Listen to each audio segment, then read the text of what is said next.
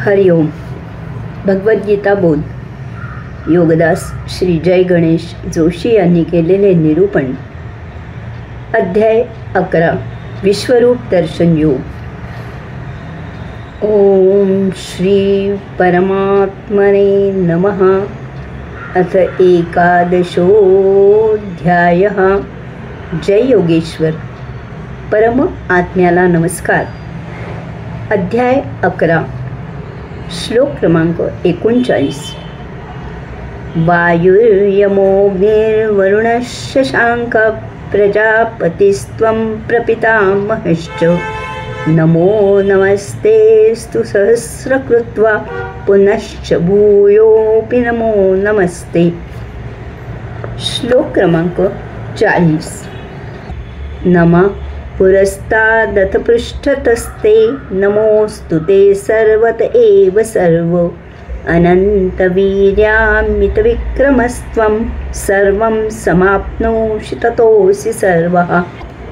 आपण वायू, यम, अग्नी, वरुण, शशांक, प्रजापती आणि प्रपितामह आहात. आपल्याला नमस्कार असो. पुन्हा पुन्हा नमस्कार असो. 1000 वेळा नमस्कार असो. आपल्याला पुन्हा पुन्हा वारंवार नमस्कार असो. नमस्कार असो. आपल्याला समोरून तसेच पाठीमागूनही नमस्कार असो. आपल्याला दशदिशांनी सर्व बाजूंनी नमस्कार असो. आपण अमर्याद शक्ती असलेले अमर्याद पराक्रमी आहात. आपणच सर्व काही आपल्यात सामावून घेतले आहे. आपणच सर्वात्मक आहात. मागील श्लोकांमधून अर्जुनाने भगवंत श्रींची स्तुती केली आहे. तो त्या अद्भुत न भूतो न भविष्यती अशा विश्वरूप दर्शनाने परिपूर्णपणे भारावून गेलेला आहे. भगवंत श्रींचीच म्हणजे परम आत्म्याची त्याला सत्य ओळख झाली आहे. तो येथे या 2 श्लोकात त्यांची स्तुती करत आहे. विशेष म्हणजे तो येथे जे पुन्हा पुन्हा नमस्काराबद्दल बोलत आहे ते पाहण्यासारखे आहे. वायू. आपण वायू आहात. सजीवाचे प्राणवायू हे जीवित असण्याचे एकमेव लक्षण आहे. ते त्याचे अस्तित्व आहे.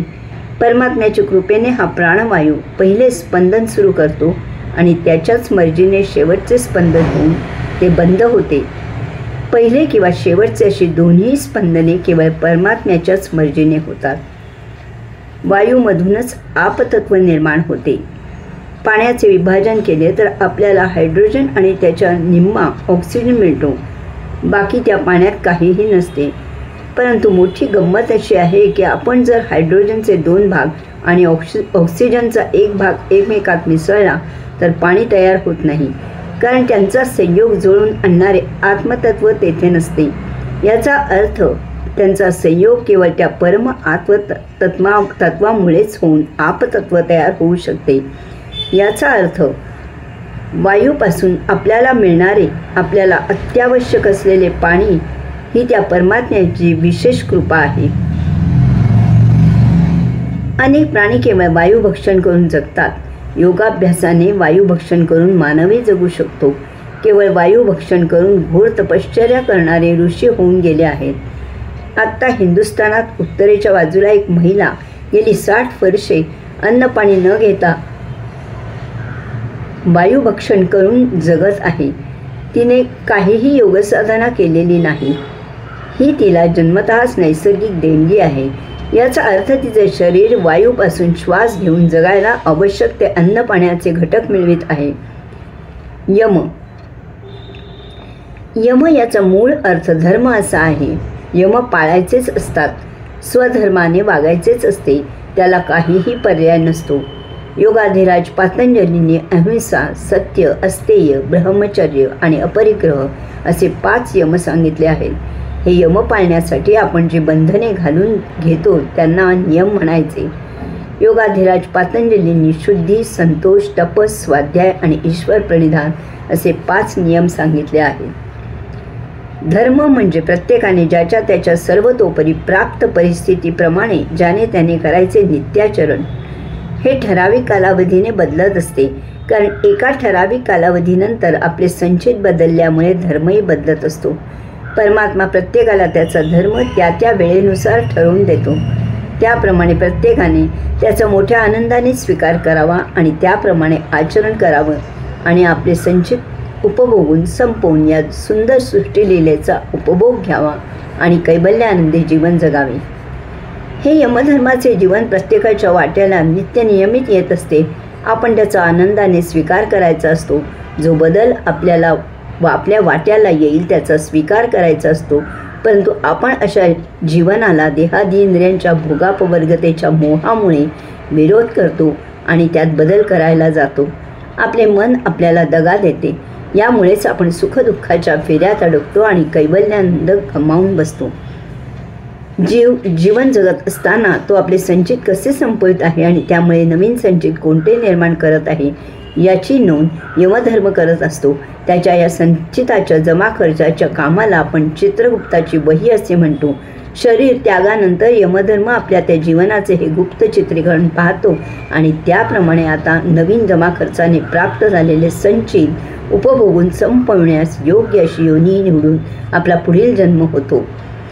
अग्नी हा अदृश्य राहतो आणि प्रगट होऊन आपल्याला ऊर्जा देतो. ही भगवंत श्रींनी आपल्याला दिलेली योग ऊर्जा फार उपयुक्त असते. अग्नी आपण योग्य प्रकारे वापरला तर तो वरदान आहे, परंतु त्याचा दुरुपयोग केला तर तोच अग्नी भस्म करतो. अग्नी हा आपल्या दैनंदिन जीवनात अनेक प्रकारे उपयुक्त आहे. त्याच्याशिवाय आपण जगू शकणार नाही. आपल्या शरीराचे ठराविक तापमान नसेल तर आपण जगू शकत नाही. शरीरातील क्रिया अग्नीमुळे होत असतात. परम आत्मतत्व ही एक दिव्य परम चेतना आहे. या चेतनेमुळे हे विश्व अस्तित्वात आहे. वरुण म्हणजे आच्छादणे. ढगांनी, विशेष करून पावसाच्या ढगांनी आकाश आच्छादून जाते. एवढेच नव्हे तर महाप्रखर असा सूर्यही ढगांनी आच्छादिला जातो. जसे आच्छादिले जाते तसेच ते आच्छादन काढूनही घेतले जाते. त्यामुळे यामागे परमात्म्याची काहीतरी शक्ती असावी. त्या शक्तीला वरुण असे म्हणले आहे. शशांक. शश म्हणजे ससा, अंक म्हणजे अंगावर. चंद्राच्या अंगावर ससा असल्यासारखा आकार आपल्याला दिसतो, म्हणून चंद्राला शशांक असे म्हणतात. भगवंत श्रींना शशांक असे म्हणले आहे. चंद्रामुळे पृथ्वीवर मानवाला उपयुक्त अशा अनेक घटना घडतात. सूर्यापेक्षा चंद्राच्या परावर्तित परप्रकाशात काही खास औषधी गुण आहेत. त्याचा आपल्याला विशेष उपयोग होतो. ही भगवंत श्रींची मानवाला विशेष भेट आहे. प्रजापती. परम आत्मतत्वामुळेच भगवंत श्रींमुळेच पृथ्वीवरील प्रजेचे पालन पोषण होते. विश्व आणि विश्वातील सर्व काही परम आत्म्यामुळेच जीवित आणि सुरक्षित राहते. प्रपितामह. विश्वाची निर्मिती, भरण, पालन, पोषण करणाऱ्यांची उत्पत्ती परम आत्म्यामुळे होते. म्हणून भगवंत श्रींना प्रपितामह म्हणजे पित्याच्या पित्याचे पिता असे म्हणले आहे. आपल्याला नमस्कार असो, पुन्हा पुन्हा नमस्कार असो, 1000 वेळा नमस्कार असो, आपल्याला पुन्हा पुन्हा वारंवार नमस्कार असो, आपल्याला समोरून तसेच पाठीमागूनही नमस्कार असो, आपल्याला दशदिशांनी सर्व बाजूंनी नमस्कार असो, आपण परमात्म्याला नमस्काराशिवाय इतर काही करूच शकत नाही. कारण त्याच्यासाठी आपण काही करावे तर ते त्यानेच दिलेले आहे. येथे आपले असे काहीही नाही. एकच गोष्ट आपल्याजवळ आहे आणि ती म्हणजे श्रद्धा, भक्ती, प्रेम, कृतज्ञता, विनम्रता, झुकणे, वाकणे, शीर्षाष्टांग नमस्कार घालणे. बस, याहून आपण काहीही करू शकत नाही. अहंकार, अहमन्यता, अभिमान, अस्मिता, अभिनिवेश, आकस, अक्कड, घमेंड इत्यादीमुळे जर आपल्याला परमात्म्यापुढे वाकायचे नसेल तर तो ज्याचा त्याचा प्रश्न आहे. भर गोड्या पाण्यात उभे राहिले म्हणून ते पाणी काही आपल्या ओठात येत नाही. त्यासाठी आपल्याला खालीच वाकावे लागते. रिकामा घडा भरायचा असल्यास त्याला पाण्यात आडवा करावा लागतो. पाण्याचा पूर आल्यावर ताठ वस्तू आडव्या होतात आणि नष्ट होतात, वाहून जातात, नामशेष होतात.